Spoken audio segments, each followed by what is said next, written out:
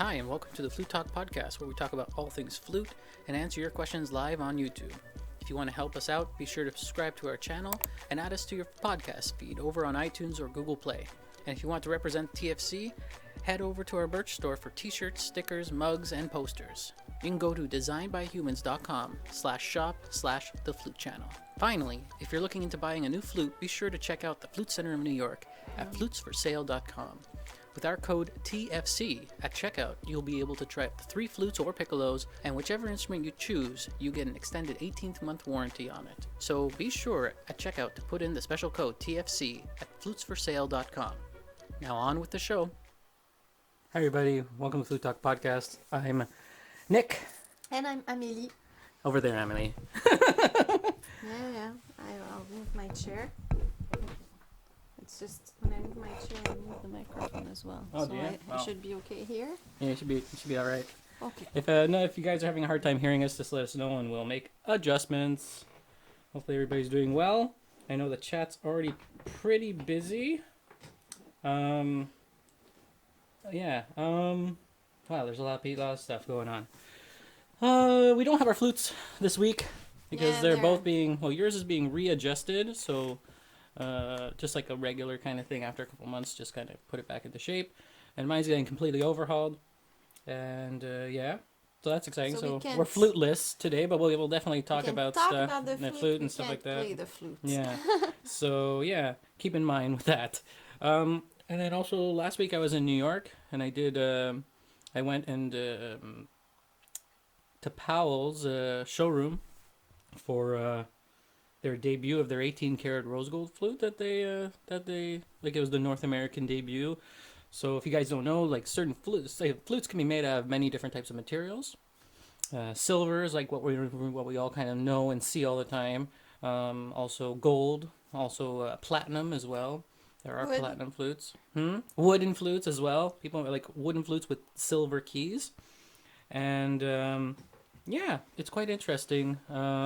They were very nice. I got to document the whole thing. There should be a video coming out hopefully by Friday at the end of the week, talking about that whole entire event and talking about that flute in more detail, because it's actually really quite an achievement, because that type of gold density, that type of is actually very difficult to work with, 18 carats. So why is it soft? It's hard. It's from what I saw, it's very, very, it's prone to when it's stretched and stuff like that and manipulated, it can crack, it can break, you know. So it's still very strong, but when you make a flute, you need to bend metal and metal, cut metal, stuff like that. So it's not like as it would be with silver, but the payoff is precise on a flute. Yeah, it's very precise, and also its mechanism is quite well. They use an elegant mechanism, if I remember correctly, which is a new type of system, or a system that they use for their high-end flutes. And it was interesting to play them. I also got to play some wooden flutes that they make. Also some piccolos that have like gold keys on them and stuff. Usually when you use different material, you're changing the sound. You're also changing the length of the durability of it. Like, you know, some keys don't, with gold, not necessarily will the metal bend as much as a silver would in certain circumstances and stuff like that. So it's quite interesting in that regard. So I think it was a nice event, you said. Yeah, it was a nice event. There was 2 concerts and 3 master classes by 3 different flutists.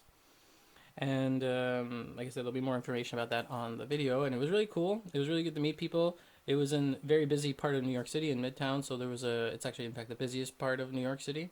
So it was a lot of people. So I tended to stay inside and try flutes and interview people and talk to a lot of people that make music there in New York. And I got to hear a lot of people try out flutes, which was really cool. I met a lot of cool people of all types of ages, and it was really interesting to be able to also talk about our project and talk about you guys and talk about how we do things here, because a lot of people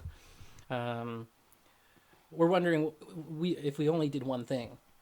Like, oh, do you just do history, or do you do? Well, some people knew us, but knew only one. No. I mean, like when I said, oh, I'm from the Flute channel and this and that. they would say, "Oh, well, what does that channel do? Do you guys just do history? Do you guys just do one element?" I'm like, no, we do every element. We try to do as much as we can, Yeah.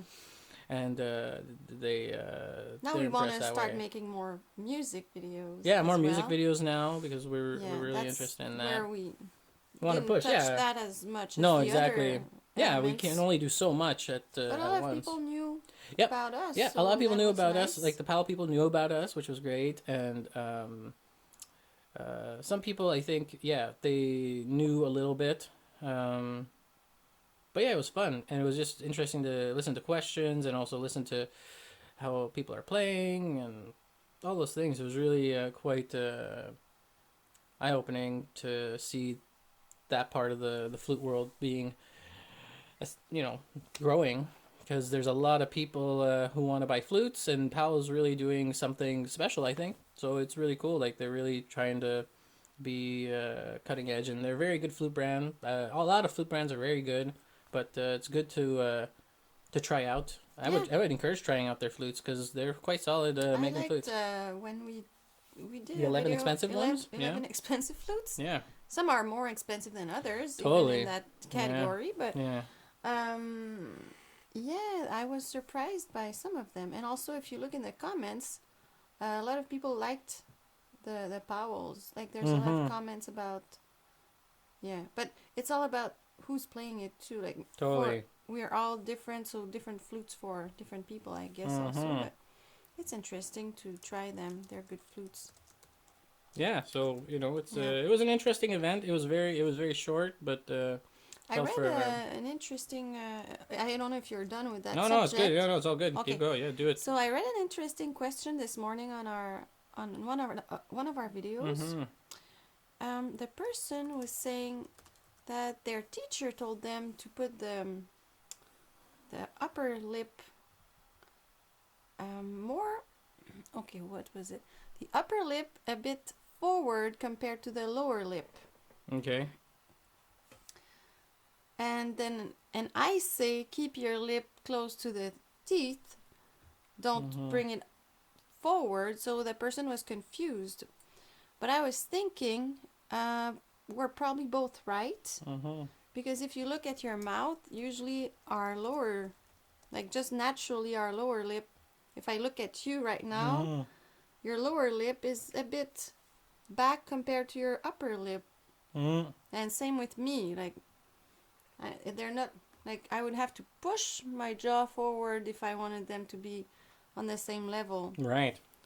So I was thinking one is not contradicting the other necessarily. No, not necessarily. I don't think you need to push your upper lip because naturally you're probably, your upper lip is probably already a bit front compared to your lower lip. Yeah, exactly. So I was just thinking. What an interesting question. What an interesting That's comment. interesting, Yeah. but sometimes you hear things that sound completely opposite to each other, but it doesn't mean they necessarily are, you know. And one of the things in music is instrument teachers, we tend to use a lot of images, and we're not always very clear in our explanations. So some people elaborate on the image, and then we don't understand each other that well. You know what I mean? Yeah. Like I have a student, for example, the teacher said, his previous teacher said, when you breathe in, you should yawn.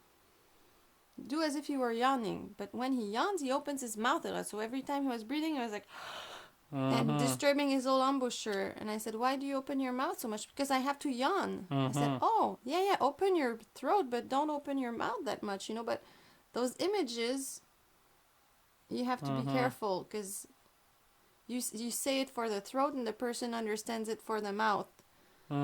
It's totally. It's not wrong to say that. It's just then you have to look to make sure the person understood exactly what you meant. It's communication is a tough thing, you know, because there's the person giving the information and the person receiving it. There can be little glitches in the middle. Yeah, that was my comment about that for today. Yeah, so hello everybody. Everybody's in the comments right now. Luke says, did I see Emily on Van Horn a few months ago? Maybe. That's a possibility. That's a possibility. Also, I saw a question at the beginning by Double Domino, back to the gold thing. Do gold flutes have a darker, deeper, richer tone and sound more mellow? It depends on the player. But yes, generally, gold flutes tend to have more more warmth in the sound. I don't like saying those types of words, but I think it feels a bit more fuller with the flute, but it doesn't necessarily project as much as a silver flute would if you played it in a hall. Depends also on the player. When I try them, I So feel many different things. they're a bit darker, and the silver for me sounds more bright. Yeah, bright. Yeah, and exactly. I tend to have a dark sound, so I sound better on silver because it kind of brightens my sound. Like, it depends for each person. Yeah, totally. Your natural, what you want to compensate or make get out of your natural tendencies. Totally. The Linux Gaming also says, when you play beautifully, does it depend on how you're feeling? Yes. You know? How I am feeling on that specific day? Yeah, when you're playing beautifully, like when you're playing, does your general well-being contribute to the... Yeah, of course it does. Yeah, I think so too. But with time and with training of your mind, I don't want to sound like I train my mind. Mind training. But I kind of trained my mind. I did. I'm more able to get where I want psychologically, even if I'm not in my best day. Right. I'm able to control my thoughts a little bit more and go, get the type of energy I want to get the type of focus, or right. more than when I was younger. Maybe also there's getting older. Yeah, maybe. But yeah, it's tough to play the flute when you're sad. I feel, because you need an open throat and all. Like, when you're sad, you close your throat. It's not... yeah, you gotta get in the zone and try to separate yourself if something is really hard in your life and you have to do something, like playing the flute for a concert or something, and something happened, or maybe you're sad for your own personal reasons. Who knows? Yeah, it all depends, yeah. I feel... I think I talked about that before, but cardiac coherence... it's very interesting because it's a breathing exercise in which you breathe in for 5 seconds through your nose and then breathe out for 5 seconds through your mouth, and you breathe 6 times per minute for 5 minutes, and it brings some coherence to your heart rate. So when you breathe in, your heart rate tends to go a tiny bit faster, and then when you breathe out, a little bit slower, so you get this nice wave, but naturally when we're nervous, or even just in normal life, we get big differences from one beat to another. We get big variations, and if big you look spikes, on it does big spikes. But when I do this, it's just 5 minutes. Sometimes I'm all over the place in my head when I start, and at the end, usually it's way calmer. It's only 5 minutes, Yeah. And on YouTube, you have a lot of, if you write it on YouTube, you have a lot of videos with a little dot going up, you breathe in, and a little dot going down, you breathe out. I think we have one on our channel too. Yeah, we do. It's called small plug. It's Breathing called for musicians. Breathing for musicians, but really it's cardiac coherence. Yeah, and sometimes I kind of mix it up with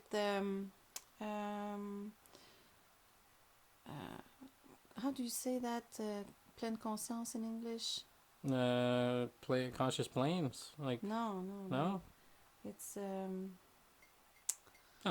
it's a type of meditation, awareness, like spatial, like transcendental meditation. No, like I don't know. I just have it in French in my head right now. It's okay. Just being aware of the moment, Yeah. Going back to your lip thing, I think Elena was part of that question. She said, I've tried many ways to solve this, but I can't find what's wrong. I've been struggling with to find my tone. I feel like it's getting better, but it's not the best. Any suggestions? It's tough to suggest when I don't know exactly, because I didn't see you, Right. because I don't know. You say you're struggling to find your tone, but are you smiling when you play? Are you Yeah, those are questions to ask. Those are frowning? good questions to ask when you're Yeah, to because if you're evaluate. smiling like this and you're, just as neutral as possible. Yeah, and not even And pouting either. Pouting is like more just as you yeah, are. just neutral, and then you put your flute there and you play. That sounds very. But But there's that's. yeah, and there's so many different ways. That's just it's it's interesting to find so many different approaches. But also, I believe that we put so much emphasis on the lips because that's what we see, Mhm. and we're all like, "Oh, the lips, the lips." But the Mhm. big difference for me is when I started to really sustain the air properly all the time. It's how you blow the air, how you breathe in and Mhm. how you breathe out is more important to me. Like, of course, if you have a completely bad embouchure, it's going to be tough. You need a good Mhm. embouchure, but the lips are not moving much. They're not doing a lot of work. It's really, Mhm. and you have to know how to change the airspeed. Go. Yeah, she's smiling. That's what she's saying. I'm Oh, smiling. I've tried to stop too. okay. If you're smiling, what you can Yeah. do to counterbalance that, try to do this. Oh yeah. Okay, so you bring it down. Okay, and then what I did, because I used to do that too, I like this, and then I put my flute, and then I would Let go. let go. Oh, that's Then I cool. was neutral, and I Mhm. even worked out my my muscles going, to Sure. kind of counterbalance that smiling thing, Mhm. and also check, like, I don't know if you have thick lips or thin lips. I have like a little bit thick my lips, so I put my flute a little bit on my lip and I put it Yeah. over and I bring it down. So my Okay. lip is not going over the hole, bothering the hole. If Mhm. you have very thin lips, maybe you'll put it under, you know? Mhm. And this way it keeps me from smiling, kind of, because it keeps my lip Mhm. there. And I Mhm. just stay. But you can try this and then put your flute and then keep. Yeah. Once you're there, you don't need Mhm. to bring it down still. It's Yeah. just you're there and then you leave it alone and then you blow. Yeah. I always find that there's some diagrams that talk about that show like the bottom lip should be covering parts of the whole entirely, like literally covering it to be able to get the certain um, dynamics and stuff like that. And I find that a bit confusing a little bit. What I I've think. been told is that you should Yeah. cover from 1/3 to 1/4 Yeah, that's approximately how I've always of been the told hole too. with your lower lip, and And that's that it. seems to have worked for many people. Yeah. Yeah. Yeah, And that's then with your interesting. upper lip, you try not to cover the hole because then you won't have the right angle to hit with Mhm. your air. So, Mhm. Going back to what you guys were saying about how some students take things literally, my teacher told me to smile, so that's like the only thing I've known. Thanks for the advice. No problem. It's always good to ask questions to everybody because it's good to get different opinions, and then you can evaluate: is it making things better? Is it making things worse? but there was a You know. flute school at one point that Yes. was all about Yeah. Yeah. smiling, Yeah. but you don't get a lot of projection with that type of. No, you don't. And in the high register, it gets tough. Like in the low register too. Like for me, it's very difficult. Mhm. And also sometimes people put use images like smiling. For example, Mhm. I had a course with a very good teacher, but he would use, oh, put smile in your sound, Mhm. but he meant it as a, just to be inspired with an Mhm. image, as if he was Mhm. saying imagine a lake. But Yeah. you say stuff like that, the person can start smiling and get Yeah. it's Exactly. yeah. Even Alan Mark says about the breathing exercises. They're commonly used in biofeedback. You've Yep. mentioned that before. When he was doing it, he could lower his blood pressure. Yep, that's what I use it for as well too. People use that everywhere. For many things, Yeah, for many things. anxiety. Yeah, I have a friend it's who also had used in PTSD. Yeah, PTSD therapy as well. yep. Super super important. I think it's something that's even some people who have anxiety before they perform in a concert, whether it's solo or together, they should take that 5 minutes before getting on the stage Yeah, to do something like and that. the way they approach it, they say that when you do that, they They. but studies have shown that when you do that, you get that coherence for almost 5 hours. Right. And Yeah. then if you do it 3 times a day, you keep that coherence all day long. Mm-hmm. And then your cortisol and all those stress hormones go lower as well. Mm-hmm. And I think after 3 weeks of doing that 3 times a day, you can see a big difference even when they check in the blood of people, less cortisol, less different types of problems. And also, like I have a friend who was struggling with phobias, and like now she can go in an airplane she couldn't before, and she had a lot of skin problems because of stress. She was all red and all full of eczema because stress does a lot of stuff to our bodies.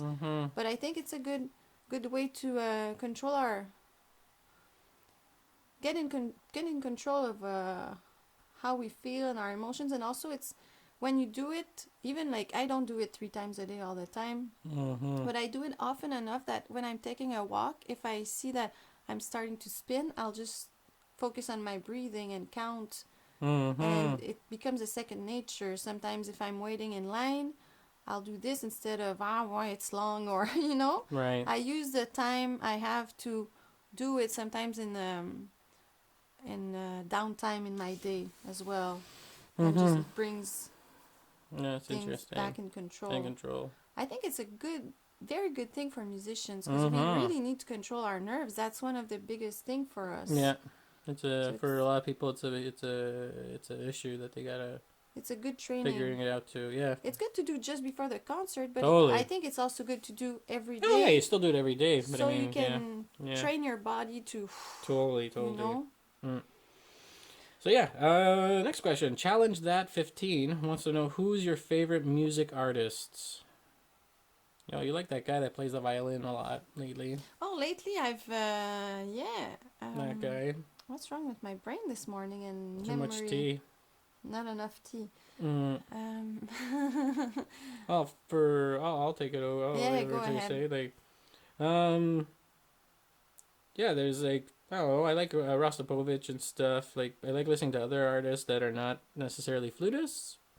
And who do I like listening to a lot? I like listening to. What do I listen to lately? I listen to a lot of like composers. Like I listen to Burton live, Eldon Burton Sonata, and like and Martinu. and Martinu I heard live as well again. And like hearing pieces live is way different than hearing it on a CD, because there's the element of the music interacting with the audience and with the space and everything, and you tend to have a bit more freedom in a concert, because there's that element of anything can happen. Unlike in a CD, it's kind of processed and played to perfection, and it has a different type of element, So yeah, but composers, I listened to a lot of composers lately, so that was cool. And yeah, there's so many to listen to. There's so much good music out there, and people being very creative. Even people who are not famous. Like I heard a flutist play in New York, just trying a flute out. This guy who was 76 years old, and he was playing Chandelinos, and he was like, it was one of the most amazing like sections I've ever heard played in that piece. I was like, holy smokes, this guy's just sitting on a chair playing Chandelinos. Like it's not even like nothing. Music, He's having fun. Love of music. Yeah, it looked crazy. Like, it was so much fun. Yeah, it was Yeah. so much. It looks like he was having fun, and then he was as happy as he was playing when I spoke to him. Like it was all a package deal. But sometimes, people that just play for the love of it, it's something extra, It's a little. I think there's not all that stress that we put in, because we play music. It should be playful. It should be. I think as he got older, that came to fruition more. It looked like. I think it's something like when we're young, we're always stressed out to make things. We want to prove things. I want to prove things to people. Maybe when you're 76, you don't need to prove. Maybe, but maybe it's. I think it's just a special case. So it depends, yeah. But it's a special case to that one. It was really interesting. Yeah. So you remember the guy's name? Oh my God, I didn't sleep well last night. So yeah. But I really enjoyed listening to Martha Argerich, the pianist. Oh yeah, Argerich, yeah, totally. I loved her. and I saw her in concert a couple of times. Nice. So Nice. I feel very lucky. I also saw Cecilia Bartoli, the Cool. singer, in concert when I was very young, Nice. just like by chance. I saw Galway play live. Oh, that's amazing. It sounded great. He sounded great live. I'd like to hear In a him. huge hall, and his projection was crazy good in a gigantic hall. Big I hall. have the album of French music? him and Martha. Oh, Martha Argerich, Argerich, yeah. and it's That's so cool. amazing. They play Frank Sinatra and Prokofiev, and they play all those things. It's very amazing. Mm-hmm. And when I'll remember the name of the Yeah, guy, you'll say it. So. it's just he's a very good violinist, and he takes all the classics, Yeah, the pop the classics, pops, yeah. and they rearrange it in a way that makes it accessible for everyone. Like people, I don't know. I think it's a good thing to bring music to everyone, but he also plays pops that he rearranges. I think he's creative, and I think he's it's interesting what he's doing because it's high quality. Yeah, But it's super high. sometimes when people try to be a wider public, they kind of, it's not necessarily the highest quality all the time. But him, he really plays well, and it doesn't become kitsch. Right. When he does it, it's not kitsch. Well, to my taste, it's not kitsch. But maybe if we can just yeah, what's his name? Or what's a famous I'll piece? try to find What's a famous piece that he does? Chardas he does. Oh, Chardas. Right. She put Chardas Chardas violin. violin, probably.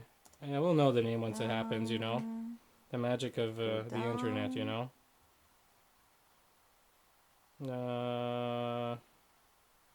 Yeah, there he is. David Garrett. David Garrett. I like him. Yeah, David Garrett, quite good. So, Found him yeah. by chance online, and I was like, wow, he plays so well, and it's beautiful. And you see the faces of people, they're so touched, and I think that's what music is about. And I don't want to, I know that there are some classical musicians that look down on what he does because, like, I've read some comments that, because he's like sold or whatever, I don't believe in that. He's touching people. That's what music is about, you know, communicating, Absolutely. touching people. And I don't think what he does is kitsch at all. I think it's very good quality. It's just made to touch more people. you Right. know? I think he's an inspiration. So Victor and Jasmine, they both have similar questions. So, how long of practicing allows a comfortable feel when playing an entire piece of music? Also, what are some tips for playing for a long period of time? Because sometimes I just stop playing when I'm with my band. I get tired easily. What are you tired of? Like, Yeah. are your arms hurting? Do you have pain? Yeah. Or do you lose focus? Is it more like mental fatigue or physical fatigue? Yeah. Because if it's physical, maybe it's how you hold your flute. Maybe also in band when we play sitting down, sometimes we try to play sitting straight on our chair, and I would advise just go on an angle on your chair so you can turn your head left and be a bit more comfortable like that. For the first question, I think also as well, like, it's like there's no set time for how comfortable you are with a piece. You know what I mean? Like, is there a set number of hours after a piece you play it that you No. And I don't really believe in that rule of 10,000 too much either, because, you know, like 10,000 hours and you've mastered this thing, you know. But what are those 10,000 hours of quality, you know? Like, Yeah. you know, like I feel that some people can get the flute right away. They pick it up and they're like, I got it, you know, like they understand or whatever, you know. Like I feel with a piece of music, like I don't think like Chandelinos, for instance, I don't say, oh, after 20 hours, I'm going to have it mastered, you know? I'm not thinking like that. I'm just trying to, I don't think there's a finite time with certain pieces. That's my opinion For about me, it. it's not just hours, but also Yeah. my brain needs time if it's a very difficult piece. Like Right. yesterday, I thought, okay, I want to learn Chandelinos. Okay? Right. So I started learning it, but it's a bit complicated, you know, all the accidentals and everything. So I looked at the first 3 pages and I played them in loop because I was like, there's no point in doing the whole thing right now because I was losing focus. I was getting tired, mental fatigue. So I replayed parts I didn't really even play for real because I don't have my No, you have your backup flute. my Yeah, flute. you have your backup flute. But the backup flute is not. Great. It's not working. Because we don't use it, so it just kind of falls out of place. Realized it's not Yeah. working, but I was just like shh and moving my fingers. Yeah, but just I moving still fingers. learned. Oh, Like yeah. when I'll get my flute, I'll be able Playing to play. playing without breathing. Yeah, I see. I Yeah, was breathe, blowing, but not no the notes. sound. No, you no know? sounds. Yeah. Just No not the sounds is real what I sound. meant, Just shh. Mm-hmm. But then my brain will need to settle. It's more for me. It's more that even if I do 30 minutes, when I'm too tired, I'm like, okay, that's enough. I'm not learning any more of that for today. And then another day I'll learn another part, and then I'll go a bit faster gradually. And usually I try to be able to play things correctly at least a month before the concert, so it's not too fresh and it's more settled in. I need time like this because we think we're learning only when we're doing the thing, but actually when we sleep, there's all types of things going on in our brain that allows us to learn better. So it's also about the downtime when we learn things. But if it's very easy, I can just pick it up and play it because I have a certain level. But Chantinas, I need to learn it. Yeah. We were just talking about this, but Newtonus Mariae, hopefully I said that right. We were just talking about it before, but they want to know which is better. Is it the smiling embouchure or the frowning embouchure? Please correct me if my question is wrong. Your question is not wrong. It's a question. So I would say neither. Neither. Yeah, neither. It's actually neither. The in between. What I said to what's her name? The person I told her to who I told to Elena. What I told to Elena, I told her to frown, not because she should frown not because her embouchure should be a frowning embouchure. It was an exercise to bring things back to neutral. Right. Because she's used to go like this, so I'm like, try to use your opposite muscles to bring things back to neutral. So that would be my answer. So maybe that wasn't clear. You see, when we talk about communication, I gave just an exercise, but then, maybe we're supposed to frown. Oh, but I think somebody just came in. I think they just came into the chat. That's probably why. Because, I want to be careful with what I say. Exactly. So I don't think you should be frowning when you play the flute. It's just if you're already smiling too much, maybe it would be good to just... It will help to bring things back. Because if you're used to this, you don't even feel the muscles. Right. No, it's like when you stretch. I do stretching, Pilates stretching right now. And we do a type... It's called Jacobson's. Yeah, okay. Jacobson's. So let's say you stretch your leg. You take a strap, okay, and you stretch your leg, but then for 6 seconds you hold your leg and you push with your leg as much as you can for 6 seconds, and then when you stretch again, it's you can go further. What I mean by that is sometimes also that whole practice, it's because when we're very tensed, we don't feel our body, and we don't feel what tense is versus what relaxed is. So by tensing up and then relaxing, you feel what relaxing is. Right. You feel the difference, That's a bit what I'm doing with the embouchure. If you're always like this and you don't know how it feels to go the other way. By exaggerating, you can feel, that's this, that's that. That's how it feels with my muscles, with my face. So it's a bit that same application of, going a bit more... Because neutral doesn't feel like much. No. So you may need to feel the opposite of smiling, just clear. To go back to neutral. That's pretty interesting. People were saying like they like listening to people like Herbie Mann, Paul Desmond, all these different Gidon Kramer. Yeah, those are all great people to listen to. Those are those people. I think a lot of those people they were actually playing. Vangarov was named there. Vangarov, yeah, I also heard him live. Nice. Very good. How Jalia Mitchell wants to know, how do you manage your breath while playing flute, specifically in marching band? I played in marching band a lot. You can hide your breathing very easily because it's very noisy.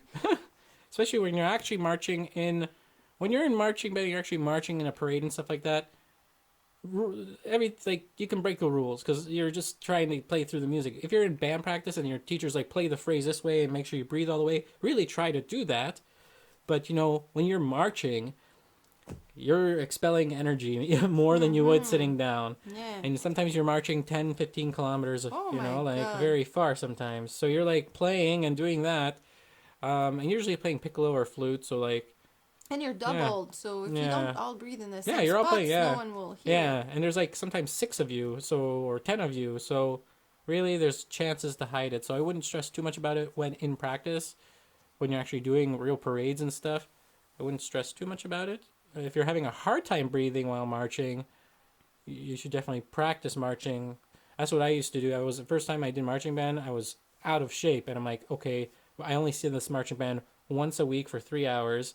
I need to march at least another 3 hours by myself throughout the Yeah, week. to be At more in least shape. at least at the beginning, not all the time. It Yeah. wasn't like that for the whole time I was there, and then got into that shape, and then things were easier after that. So that's Also, when you're I mean- in a band and you have a lot of the same instrument and you need to breathe, you can talk with the other flutists and Yeah. say, "I'll breathe here," exactly. and the other person, totally. "Oh, then I'll That's a breathe really there." good tip. And Yeah. this way, it's seamless. No one Mhm. even knows someone's breathing because it's not at the same time. Exactly. Yeah, that's really interesting. Um, yeah, a lot of people. We have Egorov and Poppery Ranger. I think we got a lot of them pretty fast. If you guys have any questions, please be sure to let us know in the comments. We'll try to answer them. I remember somebody saying, "Oh, while we do that, we can also mention that we have the Montreal Flute Festivals coming up in August, and this is like the time that a lot of people are looking for a festival to go to and play at. And our festival is pretty special in that we welcome everybody, and it's really open for people who are new to the flute to explore as well what's going on as well. Like your morning classes are really open to everybody to solve problems and And have it's not even fun. about like only playing a piece. You No, can it's play a not, piece, but yeah. if you just want to work on your embouchure or Exactly. you say, "Oh, it's tough for me to play soft in the high register," Yeah. or anything, or you Yeah. want to play a piece, or Yeah. like it's really we go Yeah. with the flow. So the flow, in yeah, the morning it's a really class. open group class. It's really collaborative. Everyone is open to talk, and it's really great. And Yeah, then some we have other participants might yeah, have an idea. exactly, Maybe they yeah. dealt with that last year. Yeah, and they're they're like, here, I got this information for Yeah. you. It's really great. So it's it's 3 days long this year. It's in August 15th, 16th, and 17th, in Montreal. It's $250 for the 3 days, which is really a great price and is really reasonable, so that you can balance out a hotel room and all those other things. But yeah, and we hang out after as well, and we try to make it very immersive, and we try to build the community, this external community that we have, because we have people from the Flute Channel community coming that have come or have known us through the channel, and it's really cool meeting people and doing those types of things. So yeah, you can definitely go to the MontrealFluteFestival.com. And in And, the yeah. afternoon, it's more like master That's class right. with piano. And it's Alexa still that Yeah. teaches those classes, Yeah, and she's she teaches. amazing. Yeah, she teaches in Ohio at the Oberlin Conservatory, where a very famous flutist Michel Dubost used to teach there, and then she Got the position when he retired. I believe so. Yeah, Yeah. and she's a great person to work with. If you have something that you really want to play, that you want to have more refined and get another type of like, Yeah, because she explains very well. she explains very well. She's a smart lady, and she's Yeah. really passionate about the flute. Yep. Like she Yeah, took she her really car is. sometimes and went to see Across state lines, like different states very and stuff. far, Very far. to Yeah, yeah. meet some old flutists and ask Yeah. like, how do you hold your flute? Exactly, And she has all those exactly. questions, and Yeah. she has her own way at seeing, at looking at things, Yeah. and she Yeah. doesn't take things for granted because it was taught to her like that. Yeah, No, she right. goes and tries to Mm-hmm. find different Mm-hmm. ways, better ways, Yeah. not just to be different, Right. but just to be more efficient. And I think she's very interesting. Yeah. Yeah. So yeah, 3 days long. Hopefully, some of you might want to consider that and come up here to Montreal for the summer. It's nice and warm, and it's in the central of the city. And yeah, just check out It's a beautiful MontrealFluteFestival.com. city. In the summer, particularly. In the winter, it's cold. It's still beautiful, but summer is nice. The terrace. Yeah, exactly. Yeah. Luke St. Louis, he's a Montreal guy. He wants to know, do you guys play duets once in a while? And which ones do we like? We like the Mozart ones. Sometimes we try to play as often as we can together. We should Yeah. play more, but When we met, we were playing a lot yeah, when we together. met, we were playing a lot together. But like the Mozart duets are really fun. Yeah, we like I wish there them. was more of that stuff from other operas, and There are some. We Yeah, don't have all the we operas. don't have all of We them. should buy them. yeah, Because Mozart himself wrote arrangements for 2 flutes of his operas. and like 2 his violins and arias. stuff. They were meant to be like played on the street as advertisements. Yeah. Yeah. Or in salons, In because salon, back then sorry, yeah. you couldn't Yeah, have as well. you couldn't have like you couldn't have music in your living room. No, You wanted music, no you radio. had to make music. Yeah, you had to make you music. know? You had to get cheap music and make it yourself. But like an opera Play is it a yourself. huge production, but if you wanted his music to be heard in Mm-hmm. salons and everywhere, yeah. it was a That was the thing to it was do. like the radio Yeah, yeah, kind yeah, of, yeah. you know. But there's some great duets as well. Like I like playing Machinsky with 2 flutes. It's really cool. That's more modern ones that are actually really fun. You can do a lot of cool Once we stuff with it. played a John Cage. it Yeah, was there's John Cage cool. wrote a bunch of stuff for flute that's really cool for 2 flutes. I would like to do like Vermont counterpoint and all those things, like but with like multiple flutes instead of like the recording and all those things. But there's a lot of cool duets. There's even some flute duet books that people have written and rearranged and stuff of different types of.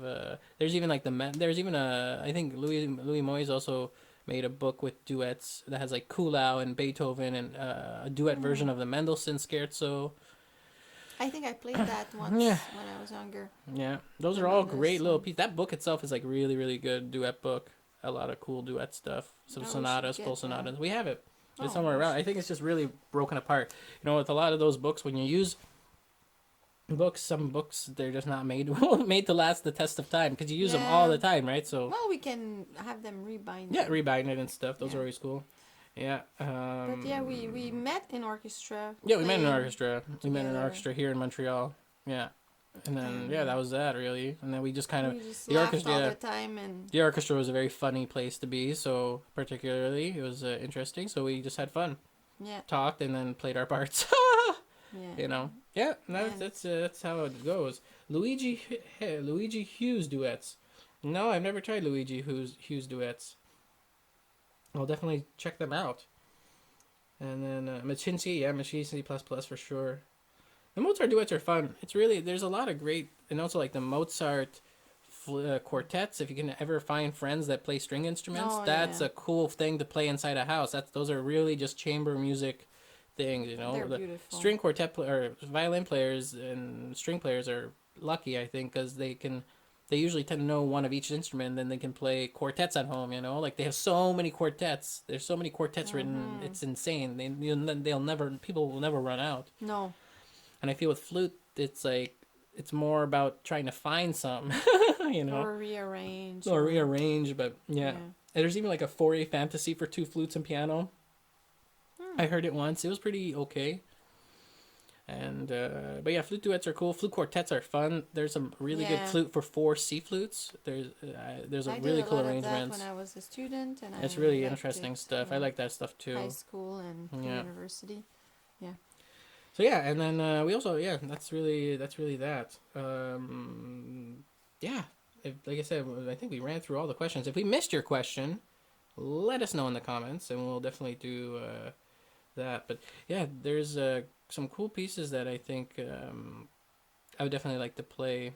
Maybe for there's what's the other one for 2 There's a flutes that's really Moldau. good? There's Moldau, an arrangement, yeah, and there's I want arrangement to for find it Moldau. because I played it when I was like 17 years old with a girl, and I was like, "Wow, that's amazing!" But it was her Mhm. part, and I should uh-huh. have made a copy of that. But yeah, Yeah. Victor Coco asks, how does warm summertime weather have an effect on outdoor music playing? Warm weather? Oh yeah, well if it's like really humid, sound kind of goes in weird directions, like humidity when you play. But I mean, I wouldn't advise playing in humid places outdoors with a very expensive flute because you can get a lot of like moisture development, and you can get a lot of the pads can shrink or the pads can get too moist, and you want to be in a controlled environment. The thing is playing outside when it's cold because I Oh, yeah. blow in Sure. warm air and Oh then my it God. makes so much So condensation. much condensation, yeah, it It's makes a lot of terrible. condensation. Also, another thing that stuff, it's when it's windy. Oh yeah, then sometimes the flute just doesn't make sound. Yeah, you know, because you it goes have right into you and it just air going in. cancels and out. stuff. It just cancels Plus, it out. Yeah, you need to totally. have a lot of clips because your music Oh goes my all over the god, place. yeah, If not, yeah, like yeah. it's tough. Because I I know, remember yeah. playing weddings outside Oh a my god, lot yeah, when I weddings was outside. younger.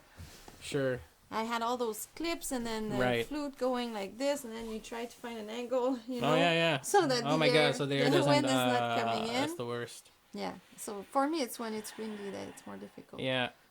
That's yeah, that's what I, that's a Or good when point. it's cold. Yeah, it's true. Because here sometimes it's cold even in the summer.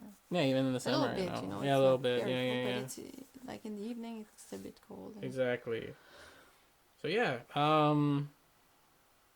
but yeah, that's what's going on with us right now. Like I said, we haven't released videos right now because we're preparing for like some music videos, also the Powell thing, and also the book is very, very close to being released.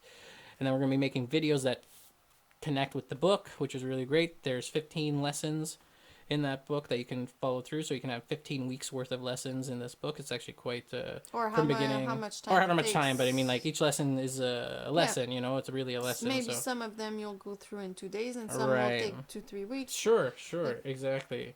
So that's why only the live streams are happening right now. It's only been that, and then the festival's coming up, and yeah, we're trying to keep busy here and trying to get stuff going on. And if you guys also have any requests for next week, oh no, next week we're doing Bach.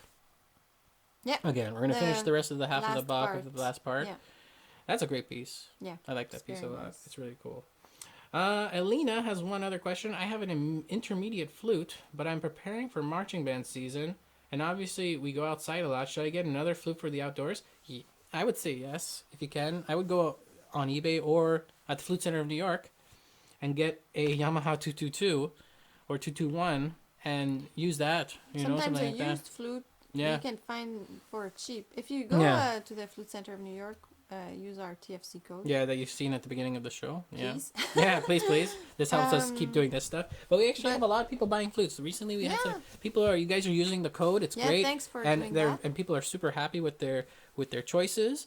You can try up to 3 flutes, and But like it's our great. little B flute, like Yeah, it B needs flute. a readjustment, But then after it's like but it's a good flute It's a good for flute. those types of things. We bought it Exactly, for that, yeah. going outside. I had a backup flute in marching band. I had a Yeah. backup piccolo and a backup flute. Both were really cheap, like There's $300, also some $400 flutes flutes. in that are not in metal. Yeah, What guo do you think flutes. of that for marching band? In where they're made, which is in Asia, I've seen photos of those flutes and piccolos being used in bands outdoors, Because especially if it rains and stuff like that. So because it would yeah, be okay with those. yeah, guo flutes. We've been trying to reach out to them. If you guys want to reach out to them yourselves and say, hey, get the flute channel to try out some of their stuff, because I have only tried one, but they have a huge lineup of flutes. It's a really massive collection of plastic flutes or whatever material it's made out of.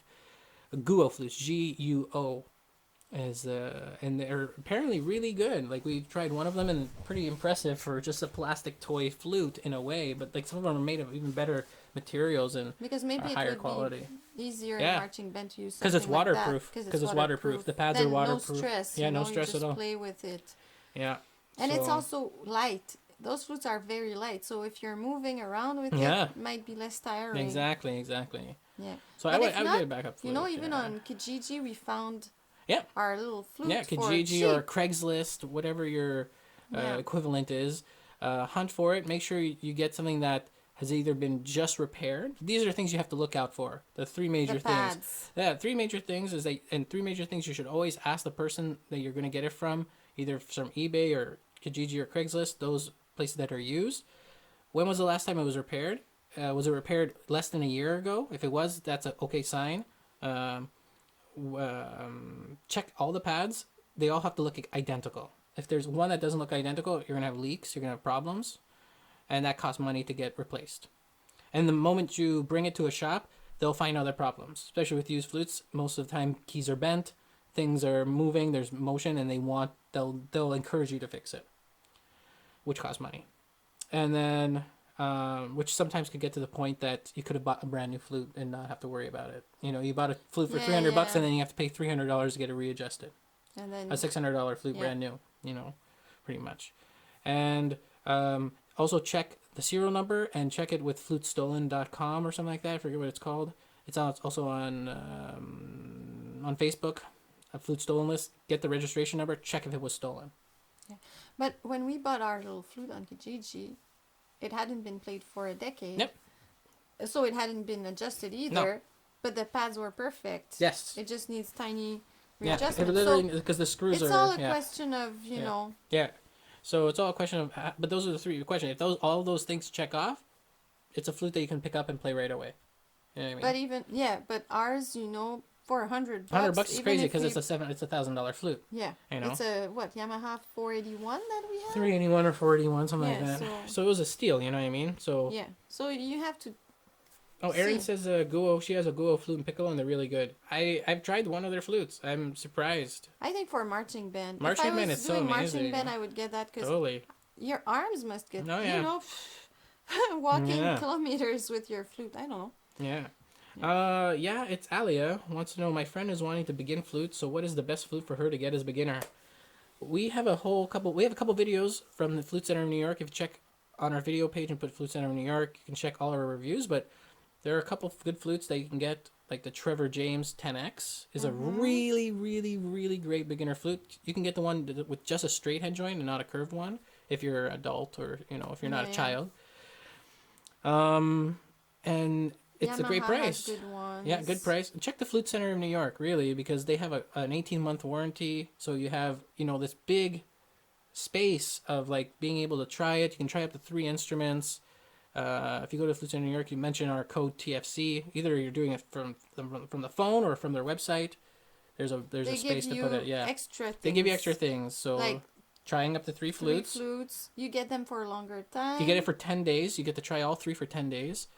And then instead of a 12-month warranty, you get an 18-month warranty. Okay, that's the things you get. And yeah, and it's also specified that if you're trying these flutes out, make sure you're not wearing any jewelry or anything like that, any necklaces and stuff like that, because it can tend to scratch the instrument.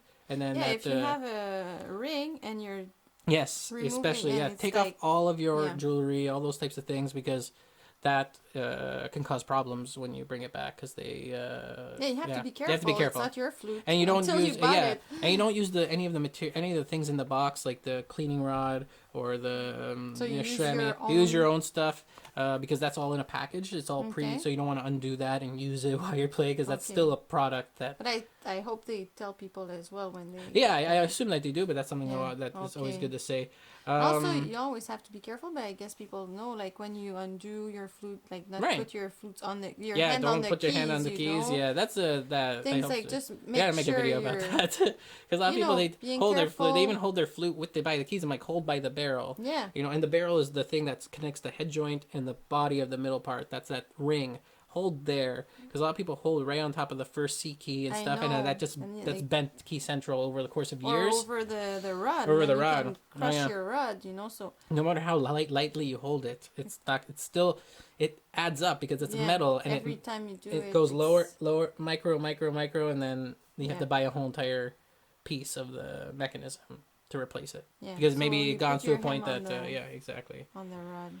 My friend wanted me. Okay, we did that. Thanks, I'll tell her. Sweet, that's good. Guo flutes are really good for graduation, playing pomp. Yeah, of course, playing pomp and circumstance a billion times, of course. Guo flutes are. I really Guo flutes. If you're watching this, please send us some flutes. We would like to try them, because we can't find them here. Should I buy an alto or a bass flute first? Depends what your needs are. You know, I love bass flute. If I knew what I knew now about flute, I would have bought a bass flute and just lived as a bass flute player for my whole life, because it's such a great instrument. But I like alto as well too. Yeah. But an alto is really nice. We have an alto. I had a contract where I needed one, and I thought, I'll get one.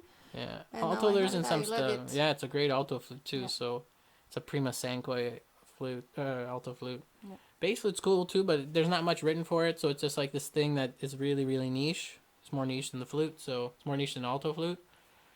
But I would buy an alto. I'd like to. Alto sounds amazing. Yeah. And it's not too big. It's not too heavy.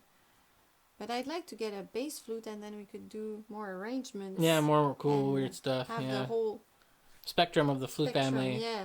Yeah, That would it be a would be cool. That'd be project. yeah. If you want to help us out with that, go to our Patreon and Yeah. and donate so we can make these wonderful things because that all takes time and money, especially time, um, because we're always running out of it. We're always trying to do other stuff, and it's crazy. Yeah, patreon.com/the flute channel, and you can Yeah. help us out there too. Yeah, so what else is there? We'll answer one or two more questions.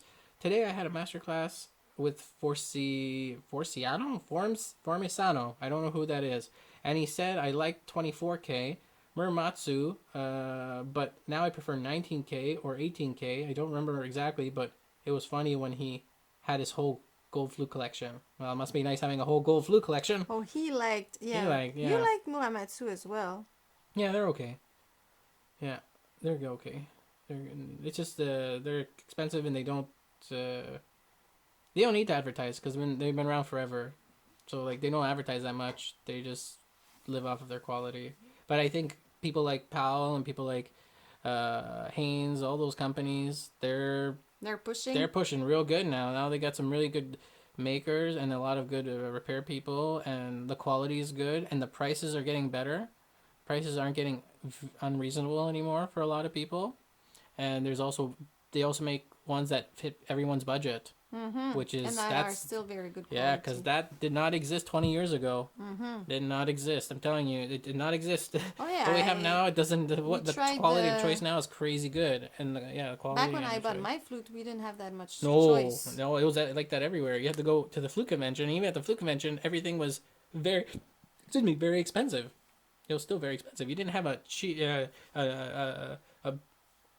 basic model like a Sonare or any of those types of things. You didn't have, or even Yamahas. You know, like there's all different types. There wasn't a Haynes Amadeus. You know, there wasn't these lower models that are still quite great and they play well. They can play in any application. You can play in an orchestra with. You can play in a rock band. You can play whatever. So it's very interesting. So yeah, I think that'll be it for today. Yeah, but it was a great podcast. I'm so glad you guys were here to join us. We do this every 2 weeks. And we talk about flute and we talk about all types of different things regarding the flute. And next week we'll have our live stream for just practicing with you with the Bach Partita. You'll be finishing that. We're going to probably do it same time today, I guess, 11 o'clock Eastern Standard Time on Sunday. And yeah, be sure to check out our channel. If you haven't subscribed yet, please subscribe to our channel. If you haven't subscribed to our iTunes feed, you should subscribe to our iTunes feed as well, where we have these as your audio for an audio experience. And be sure to check out patreon.com/the flute channel if you want to help us out with a monthly donation that helps us make stuff and helps us progress the channel more and develop the community with you. Also, be sure to if you're interested in a flute festival this summer and come and join and experience what flute is like here in Montreal, you can go to montrealflutefestival.com where you can register. And if you have any questions about that, please be sure to let us know in the comment section down below. Also, like the video if you haven't liked it already. Hit that like button. And if you have any questions for the next podcast, be sure to also give us a comment down in the comment section after this video has been uploaded. So I'm Nick. And I'm Amélie. Nice to see you guys and talk to you. See you later. Bye. Bye.